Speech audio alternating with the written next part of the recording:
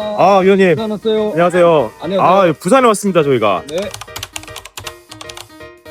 오늘부터 부산에서 국제 스트리밍 서밋이 열립니다. OTT 페스티벌에서 OTT하고 페스트를 같이 하는 국제 스트리밍 페스티벌로 행사의 성격을 바꿨습니다. 이제 확장한 거죠. 행사장 앞에 해운대도 있으니까, 네, 보면서, 위원님 저서도 좀 보고, 네. 하겠습니다. 네. 네. 어마어마하게 뜨겁습니다.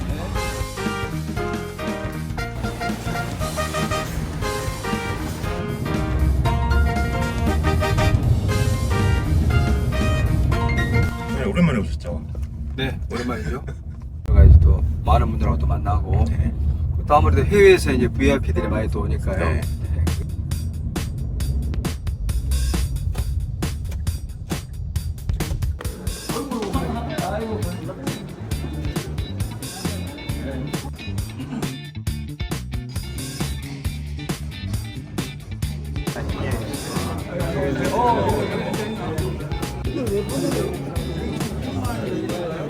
해보죠.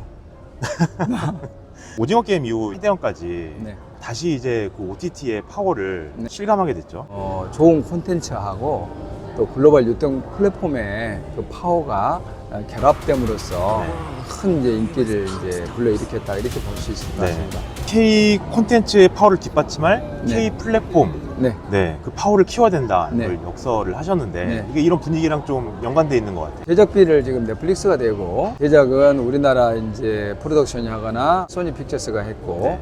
그런데 오징어 게임 시즌 1, 2 같은 경우는 넷플릭스가 1250억을 이제 투자를 했는데 약 2조 원대의 그 이득을 얻었다는 게 그 미국의 언론이 분석한 거거든요. 이번 캐대언 같은 경우도 그 캐대언의 인기로 인해서 넷플릭스가 얻는 경제적 이득이 약 1조 원대로 평가되는 네. 반면에 캐대언을 직접 제작한 소니 픽처스의 이익은 약 250억 원 정도 될 것이라고 실제로 이 어떤 콘텐츠가 글로벌하게 큰 인기를 끌더라도 경제적 이득은 바로 글로벌 콘텐츠 유통 플랫폼인 넷플릭스로 귀속되는 그러한 결과를 가져오기 때문에 콘텐츠 파워를 뒷받침할 수 있는 글로벌 콘텐츠 유통 플랫폼 파워가 필요하다 하는 게 바로 넥스트 한류에서 주장한 바입니다. 제대로 우리나라 콘텐츠를 우리 OTT를 통해서 나갈 수 있는 통로가 사실상 없다고 봐야 되는 거잖아요. 우리의 콘텐츠를 우리의 플랫폼을 통해서 유통할 수 없는 그런 어떤 군조적 한계가 있는 것이죠. 우리가 주도적으로 비즈니스를 이끌어갈 수 없다. 그 말과 저는 같다고 봅니다. 결국 한류의 지속 여부가 가능하겠느냐라는 물음에서 이제 시작을 하신 것도 있잖아요. 넥스트 한류라고 제목을 지으신 것도 그러니까 그런 걱정에서 나온 거고 그게 걱정이 사실은 또 현실화가 될 수도 있는 문제인 거고요. 그러니까 이제 건강한 이제 우리가 콘텐츠 생태계, 미디어 생태계라 하면 제작할 수 있는 투자 재원의 확보가 있어야 되고요. 투자돼 가지고 콘텐츠를 만들어야 되고요. 좋은 콘텐츠를 만들고 콘텐츠가 유통이 돼서 많은 이제 어떤 경제적 이득을 창출해 내야 되는 거지 않습니까? 이러한 역량들이 골고루 균형 발전을 해야 됩니다. 그게 이제 자생력 있는 콘텐츠 생태라고 할 수 있거든요. 근데 지금 보면은 우리는 콘텐츠 제작 능력은 정말 탁월하죠. 세계적인 어떤 수준이지 않습니까? 그런데 투자 재원의 부족함을 많이 호소하죠, 제작사들이. 글로벌 콘텐츠 유통은 지금 넷플릭스 같은 그리고 유튜브 같은 스트리밍 플랫폼에 지금 이제 절대적으로 의존하고 있기 때문에 지금 현재 한류 생태계라는 것을 아주 건강하다, 균형이 있게 지금 성장 발전하고 있다 이렇게 말할 수는 없는 것이죠. 한류가 지속 가능하겠냐는 그런 문제는 반드시 지적이 될 수밖에 없는 거죠. 이렇게 하면 진짜 한여름밤의 꿈처럼 한류란 게 있었다 이런 식으로 사라져버릴 수도 있는 심하게 그래서 요즘 제가 이제 계속 얘기하는 게 한류의 외화 내빈, 실질적인 이제 경제적 이득은 그들이 이제 가져가는 거. 물론 그들이 이제 투자로 인한 리스크는 이제 떠 안 왔죠. 우리 콘텐츠가 글로벌로 확산이 되고 인기를 끄는 그 과정에서 기여한 바는 분명히 있습니다만은 우리 콘텐츠 제작의 주체로서 우리나라 프로덕션들이 그 기여한 바에 비하면 뭐 글로벌 인기, 그 다음에 제작비 확보 뭐 그 정도만 있는 것 같고요. 계속해서 앞으로 K-드라마는 넷플릭스에 의존하고 K-팝은 유튜브에 의존하고 이 구조가 지속될 수 있을까요? 넷플릭스나 아니면 유튜브가 혹시 또 정말 슈퍼갑이 되는 그런 상황들, 전략적으로 전혀 다른 판단, 지금과는 전혀 다른 선택을 할 경우 우리는 대응할 수 있는 수단들이 없지 않습니까? 근데 그게 이제 문제인 네. 거죠. 만약에 K-드라마나 K-팝의 인기가 좀 떨어졌다. 그리고 관심이 떨어졌다. 네. 이럴 경우는 분명히 맞아요. 그 글로벌 유통 플랫폼들의 그 투자 전략이라든가 유통 전략들이 분명히 달라질 겁니다. 네. 그때 이제 우리가 방어할 수 있는 수단이 없는 거죠. 어느 순간인가는 힘의 균형이 무너지게 돼 있습니다. 네. 투자 재원을 대거나 유통 플랫폼을 잡고 있는 쪽에서 이제 우월한 지위를 그 지위에 올라갈 가능성이 높게 되는 것이죠. 네. 이번 정부에서 K-페스트를 또 네. 육성하려고 하고 있고 이게 약간 긍정적인 신호로 보이기도 해요. 어떻게 보세요? 현재까지는 이 패스트 정책은 네. 글로벌 유통 플랫폼 확보 차원에서 지금 현재 추진되는 걸로 그렇게 보이거든요. 네. K 플랫폼 파워를 확보하는 전략으로서 추진되는 게 지금은 바람직합니다. 네. 맛깔나는 해운대 맛집이네요. 창원에 대표적인 음식이 뭐가 있어요? 창원은?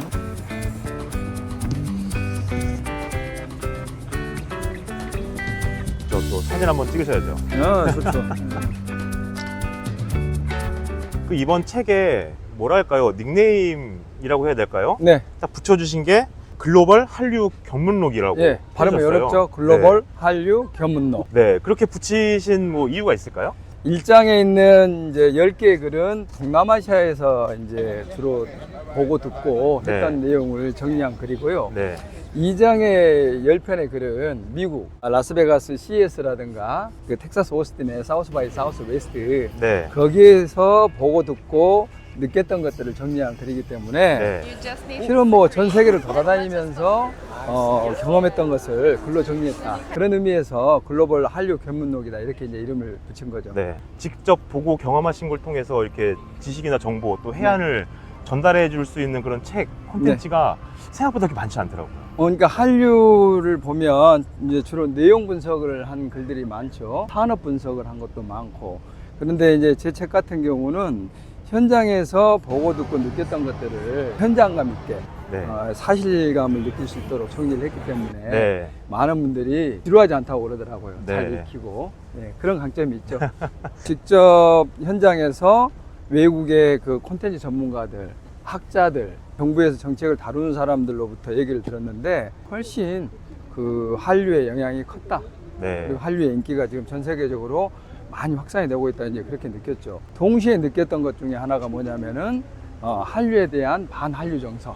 반한류 정서. 그렇죠. 네. 결코 무시할 사항은 아니다는 느낌을 가졌어요. 그래서 책에서 일종 이제 약간의 이제 경고성으로 네. 그런 책 내용들을 정리해 놨죠. 그 중에 국가 지원 방식이 바뀌어야 된다 이런 네. 부분을 지적해 주셨는데 네. 그게 어떤 내용인가요? 콘텐츠하고 한류와 관련된 이제 그 상품들이죠. K푸드라든가 뷰티라든가 패션 진출시키고 그다음에 수출하는 그런 일방적으로 하는 전략들은 이제 유효하지 않다. 네. 그러한 전략을 계속해서 고집할 경우는 반한류 정서에 맞아요. 막히게 네. 될 것이다. 네. 해서 이미 문재인 정부 때 2020년에 한류 정책의 패러다임을 한번 크게 바꿉니다. 네. 그런데 이게 다시 윤석열 정부 들어서면서 완전히 수출 전략화하는 그 정책으로 다시 회귀를 해버려요. 네. 패러다임 전환하고 한류를 어떤 양적인 어떤 진출 전략에서 질적인 성장 전략으로 이렇게 전환할 수 있는 그런 계기를 좀 놓쳤다고 이렇게 저는 보거든요. 이제 새 정부에서는 아마도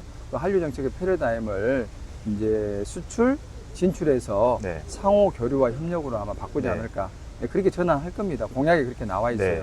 그러니까 메이드 인 코리아가 아니라 메이드 위드 코리아 뭐 이런 말씀도 하시더라고요. 메이드 위드 코리아 내지는 메이드 위드 아세안. 현실적으로 한류의 그 핵심 소비 지역이 동남아시아라는 것은 부정할 수 없는 사실입니다. 네, 그렇죠. 우리가 좀 더 전략적인 협력 파트너를 어떻게 삼아야 될 것이냐. 미국 같은 경우는 넷플릭스나 유튜브 같은 이제 유통 플랫폼으로서 지금 현재는 협업을 하고 있는 것이고요. 네. 근데 동남아시아는 공동 투자, 공동 제작을 통해서 우리가 중국 시장이라든가 네. 아니면 북미 시장이나 유럽 같은 경우도 아시안계를 겨냥해서 공동으로 진출할 수가 있습니다. 그걸 위한 전제로서 한 아세안 콘텐츠 공동체를 구축하자. 네. 이게 이제 한류의 지속 가능성을 위한 대책 중에 하나로 네. 제가 넥스트 한류에서 제안을 하고 있습니다.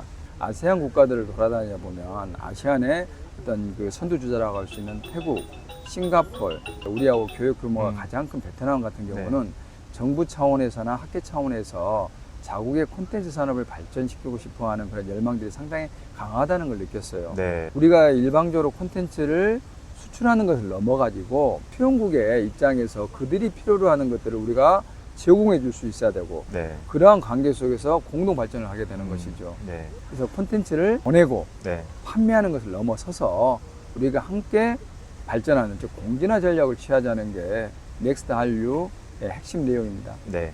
이 넥스트 한류를 한 단어의 키워드로 딱 나타낸다. 어떤 단어가 있을까요? 일단은 넥스트 한류를 쓴 이유가 한류가 걸어왔던 지난 30년을 돌아보면서 성과를 정리하고 또 부족한 점은 무엇인지 성찰해보자는 그런 취지거든요. 네. 두 번째 장이 뭐냐면은 앞으로 30년 한류가 걸어가야 될 길을 네. 얘기하면서 한류의 미래, 그에 따른 비전을 설정하고 전략을 제시하는 그런 네. 내용입니다. 거기에 핵심 키워드가 바로 엔터테크입니다. 그 콘텐츠 산업에 기술이 상당히 많은 역할을 하게 되죠. 네. 생성형 AI 기반의 콘텐츠 산업 혁신, 유통의 혁신들을 지금 한번 해보자는 겁니다.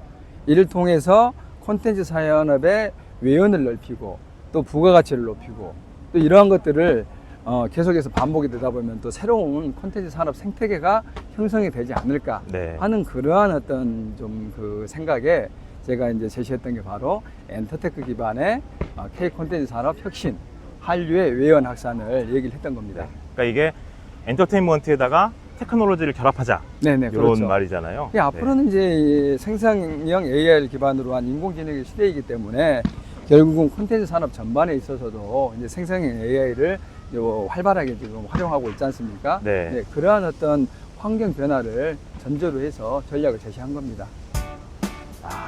너 더워요? 많이 더워요, 많이. 너무 덥습니다. 네, 그래요. 이 자켓까지 걸치고 있는. 네.